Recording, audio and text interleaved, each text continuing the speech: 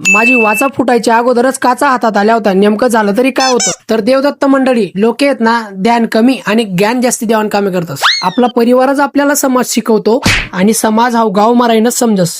चला म्हटलं, उन्हाचा चटका लागायच्या अगोदर गावाचा जरा फेरफटका मारून घेऊ.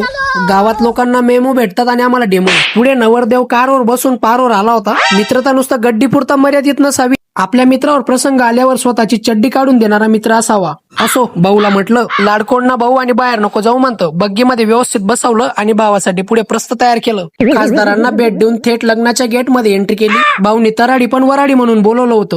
गावात राव बनण्यापेक्षा नाव कमवलेलं कधी पण चांगलं, कारण खोटं कधीच मोठं होत नाही. पुढे पब्लिक जबरदस्त लग्नात मग्न होती. तोवर आम्हा दोघांना इकडे खास आयटमचा वास लागला. मग काय, सुमडीत गुमडीत एक हात मारून दिला. जसं पुढे निघालो तोवर कपाशी लावान दिन मग उपाशी वटेल होतात मेन डिपार्टमेंट वाला. आता काही पिल्यार भाऊ वाटाच नाही, तुमच्याकडे कोणी ध्यान नाही. आया लाखाशिवाय बात नाही, वडापाव शिवाय खात नाही, असं मित्रमंडळ आपली वाट डेकरांत म्हणतं. काय व्हायनं म्हणे, तुझ्या मित्रांनी जेवणाचे सूत्र सांभाळलेत. चीटिंग करता तू. मग आम्ही पण सगळ्यांनी कैरीच्या बाजीवर अटॅक केला. बापूंना म्हटलं कसं आहे, म्हणे मस्त आहे. पुढे मठ्ठाच्या कॅनजवळ आपल्या फॅन मंडळींना आपण निरोप दिला आणि कल्पेशला शुभ आशीर्वाद देऊन निघालो. इकडे परतीच्या प्रवासामध्ये आपण थोडक्यात वाचलो. सरते शेवटी आपले सेक्रेटरी म्हणे राजदादा काहीतरी नोंद करून जावा.